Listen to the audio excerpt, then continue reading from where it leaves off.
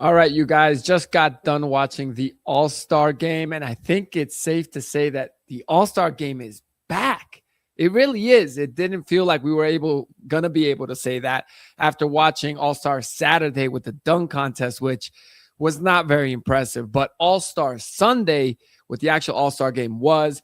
These guys actually brought the effort. They brought the defense. It was a new format, a round robin tournament style format, which honestly, even I didn't really understand as I was watching. And I kind of had to learn as I went along. But I mean, I don't know if it's the format or I don't know if it's the young guys or honestly, even Victor Wembanyama just being such a face of the league in his early career that's able to come out and say that he's going to try hard and kind of sending a message. I don't know what it is, but ultimately 2026 in LA is going to be looked at as an All-Star weekend success because Sunday, the All-Star game with all the All-Stars turned out to be a whole bunch of great basketball, and guys weren't just mailing it in. And, obviously there's a few, but even those few didn't have much time on the court because the ones that were actually trying and playing hard were out there. And you could even just see it. I mean, Cade Cunningham, at one point, Cunningham was sweating like he was in the middle of the fourth quarter of a regular season game. Like, when's the last time we really saw that in an All-Star game? And obviously all of us, that are in our mid-30s think of the All-Star games when Kobe was in it, even the MJ one when he came back and wasn't wearing a All-Star jersey repping the Wizards. Even that All-Star game, guys were trying, they were sweating, and look, all the All-Star games at the beginning of the game, the guys kind of eased their way into it. But then towards the fourth quarter, it got intense. And the problem has been that the last couple of years, there has just been no defense. I mean, some of these games went up to like 200 points with guys just not trying on the defensive end. You could tell the effort. And maybe in the last 3 minutes, the effort would ramp up. But when you're watching a 48-minute game for 3 minutes at the end of some intensity, it really just feels like a flop, no matter how you put it. And honestly, if the game was even out of hand, there is no 3 minutes of intensity because the game's out of hand. So I think a lot of us didn't really know what to expect. And one thing I think we overlooked is that with most of these All-Star games, the intensity builds up when it's near the end, if the game is close. And Adam Silver, credit to Adam Silver and the rest of the league that was able to think about it in a sense of if we do mini games of 12 minutes each, well, we're going to get to the intense part of the game a lot sooner. So these guys are going to, their competitive spirit, if they have any left, is going to have to come through. And it really did. The first game today, again, there were 3 rosters, which again, all of it was a little bit new and confusing for some of us.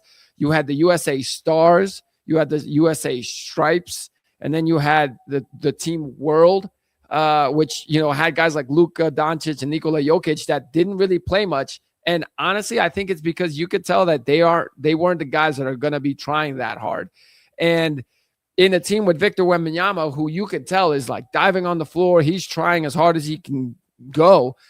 It's kind of it would be hard to have those guys on the court at the same time. And considering that Victor's the young one, and so Jokic and Luka, they might be mailing it in. And I just think that if they were on the court with Victor, they kind of overpower Victor Wembanyama. But if Wembanyama's out there with a Denny Advia, Jamal Murray, and Norman Powell, Alperen Sengun, Karl Anthony Towns, they're kind of more his peers. And so these guys were, giving it their all, going hard and trying for everything, just like Victor was. And I know at the end of the day, it ended up being that USA Stars, which featured Scotty Barnes, Cade Cunningham, Devin Booker, Jalen Duren, Chet Holmgren, Jalen Johnson, Tyrese Maxey, and Anthony Edwards, who ended up being the MVP of the whole thing.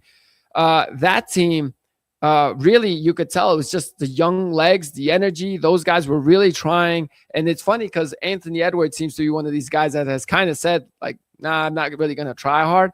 But I think it's hard for these guys that are competitive not to try hard when everybody around them is.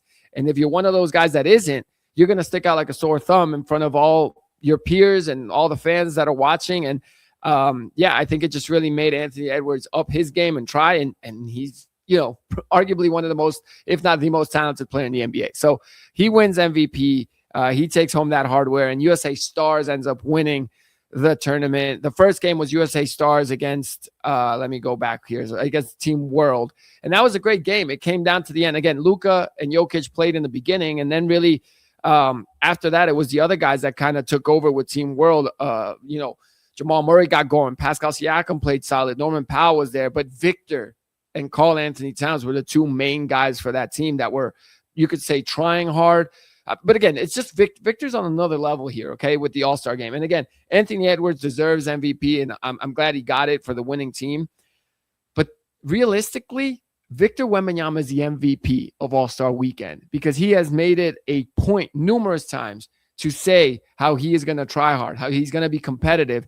And much respect to Anthony Edwards. After that first game, that Team Stars defeated Team World on a Scotty Barnes three-pointer, which Scotty Barnes didn't even know was the game winner. If you watch that replay closely, he shoots, he makes it, and he's starting to get back on defense because that game went into overtime. That's how hard these guys were playing. And in overtime, it was the first to 5 points. Again, something that I was learning as I was watching. So if it goes to overtime in this round-robin way, the first team that gets to 5 points wins the game. And in this case, it was Team Stars with that Scotty Barnes three-pointer. And when he hits that, Victor Wembanyama is furious because Cat helped to kind of secure the paint, even though Team Stars, needed a three to win. And so that was a mistake on defense there by Karl Anthony Towns. And when Scotty Barnes hits the three, you could tell Victor was furious. He was mad. And you love to see that. And people may call him corny. People may say, like, he cares too much. But in reality, you almost need, guys have cared too little. And you almost need the extreme on the opposite side to balance it back out. And I think Victor is that guy. Yeah, maybe he does care a little bit too much. Maybe he is too serious about the All-Star game. Maybe he is risking his body out on the line, diving for loose balls and doing a little bit too much that maybe the Spurs organization is holding their breath every time he's out there for All-Star game. But you need that to get some of these guys to kind of come back over to the middle to where they're going to, give it some energy and try hard and play with some energy. And I really think Victor did that. And props to Anthony Edwards, who admitted that after that game one where Team Stars beat Team World in the, post-game interview, post-quarter interview, however they will call it. He literally said, Victor came out here with some energy that made us all have to pick it up and play hard. And that was crucial. That set the tone. After that, obviously, then Team Stars advanced and they took on Team Stripes. Yeah, I'm trying to keep the order right here, but they took on Team Stripes, which then Kawhi Leonard went off, and Kawhi Leonard had like 20 something points in that 1 12-minute quarter, and they defeated Team Stars, and that came down to the end. That was a great game, but really that one was the Kawhi Leonard show. That team featured Jaylen Brown, Kevin Durant, Brandon Ingram, Kawhi. Steph didn't play, but he was on that team. Donovan Mitchell, LeBron James, De'Aaron Fox, and Jalen Brunson. And that game ended with a game-winning three at the buzzer by De'Aaron Fox. So again, it's just one of those where Anthony Edwards had just hit the game-winning shot, it seemed like, with a few seconds left. Then the USA Stripes calls timeout, and then they get De'Aaron Fox with the game-winning three-pointer. So we had two great games right off the top.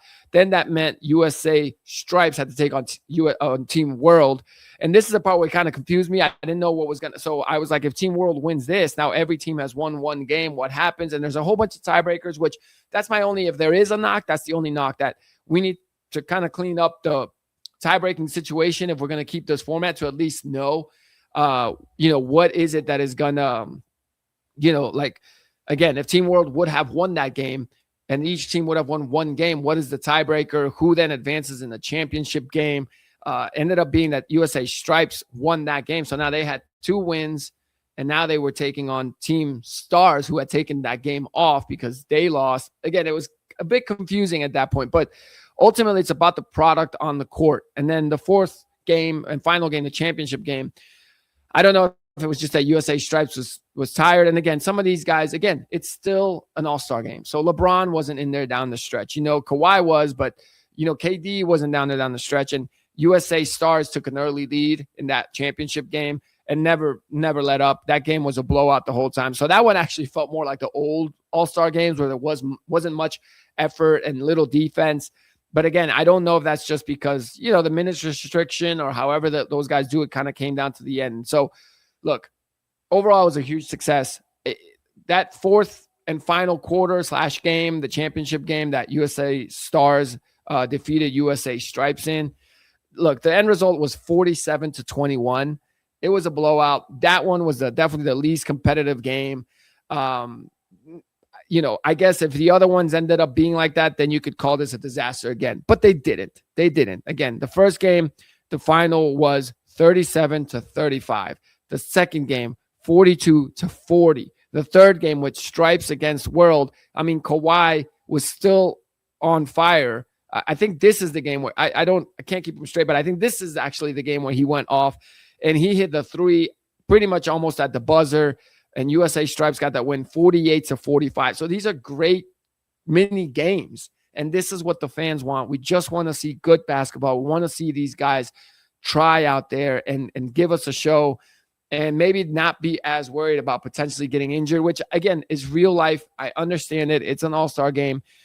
But, we're not asking for 100%, but maybe give us 80% here. And it was refreshing to see that. It feels like the All-Star game is back. Again, I don't know what deserves the biggest credit. I don't know if it's the format. I don't know if it's just the youth that's coming in now. And the fact that there were a lot of young guys in this All-Star game that, I think aren't in their 15th All-Star appearance. So they're excited. They want to make a statement. I mean, again, the young guys, Cade Cunningham, Scotty Barnes, Jalen Johnson, Jalen Duren, Tyrese Maxey was great. And these guys really, really tried. And it was great to see even a guy like Kawhi really kind of going off and trying. So look, overall, a big win.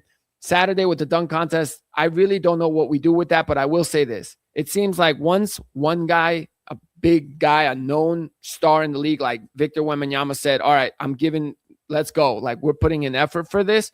And then a guy like Anthony Edwards kind of follows along and picks up on that. Maybe that's all it takes for it to be changed back around. Maybe next year, all it takes is for a guy like Anthony Edwards to say, you know what, I'm going to do the dunk contest. And then if he does the dunk contest and wins and gets the accolades and people praise him, which might be a great PR move. I mean, think about it. If Anthony Edwards entered the dunk contest, even if he didn't win, I don't think that the fear of being embarrassed is out there anymore. I think at this point, it would be like, you know what, props to Anthony Edwards for trying to revive it, trying to plug some energy back into what once was one of the best, if not the best part of All-Star Weekend. All-Star Saturday with the dunk contest was must-see TV. I mean, I remember having Shaq with the old school video camera recording the dunk contest from, the baseline and those courtside seats. So maybe it just takes one guy. Maybe if Anthony Edwards does it, and let's say he does win, I think that changes it completely. Now, next year, maybe he talks trash. He talks smack to somebody else and says, oh, yeah, well, why don't you show up? Let's see you show up at the dunk contest, see what you can do. And honestly, that's more embarrassing. What if he calls somebody out and says, hey, I don't know, Cade Cunningham, what's up, man? You want, like, where are you dunking in the dunk contest?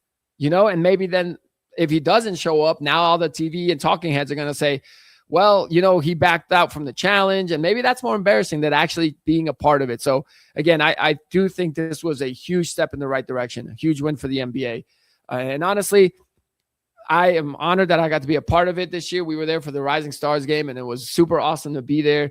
And being in person, it does feel in person a lot more like it's meant for TV, almost like a TV show where everything is recorded, the cameras are everywhere. So there is obviously the crowd in the arena, but a lot of it is for TV, like a TV show would be. And I think these guys could take advantage of that. And obviously, I mean, they already have the stardom, they already have the fame, but like I said, maybe this was that, initial move in the right direction that tips everything back, and that the NBA All-Star Game could be something that we look at now proudly and enjoy. And it's not an embarrassment for the league anymore, because this one, at least this Sunday NBA All-Star Game, was a huge success. And again, even I think if they go back to East and West, which I don't know that you would want to do that, because like I said, I do think one of the things that most people overlooked when they didn't maybe like this format at first, when first hearing about it, is that you don't have essentially 24 or 36 minutes of, empty basketball that you could say doesn't matter, essentially. Now with 12-minute games, it matters. If you get down, 20 points, it's likely over. You're not coming back because you're going to run out of time. And so it makes and forces these guys to play harder and at least have and show a little bit of effort and energy. And again, so props all the way around. Huge win for the NBA. Huge win, honestly, for Victor Wembanyama. And again, if people call him corny or whatever they want to say, so be it. But I respect the fact that he is trying to, show a little bit of effort and energy. And again, so props all the way around. Huge win, honestly, for Victor Wembanyama. And again, if people call him corny or whatever they want to say, so be it. But I respect the fact that he is trying to revive this thing. Team World didn't win a game, but also, they didn't have Giannis playing because he's injured. Luka and Jokic, whatever reason, they barely played and they barely tried out there. And that's what happens. Then you can just sit on the bench because the other guys are going to try and they're going to play. And I don't know who it will matter to, but the guys that this matters to, I think will care into the future and just try to continue to elevate it and bring it back. And today felt like that. Okay. And so that was great. I was very happy to see that, and ultimately a huge win. I hope you guys enjoyed it. We certainly enjoyed being a part of it and being able to be in LA for this. And yeah, now that's, it was a successful weekend for the NBA, and hopefully it's a trend moving forward. So we shall see now what happens in the second half of the season, as now the regular season games start getting more competitive too, with teams starting to battle for, postseason positioning. So overall, a tide has started. There's been a shift, I think, at this point. And here we go into the second half of the season. I'll jump back on with some more podcasts to talk about that and dive deep into this playoff picture that will start shaping up as we go down the stretch. So I will talk to y'all on the next one.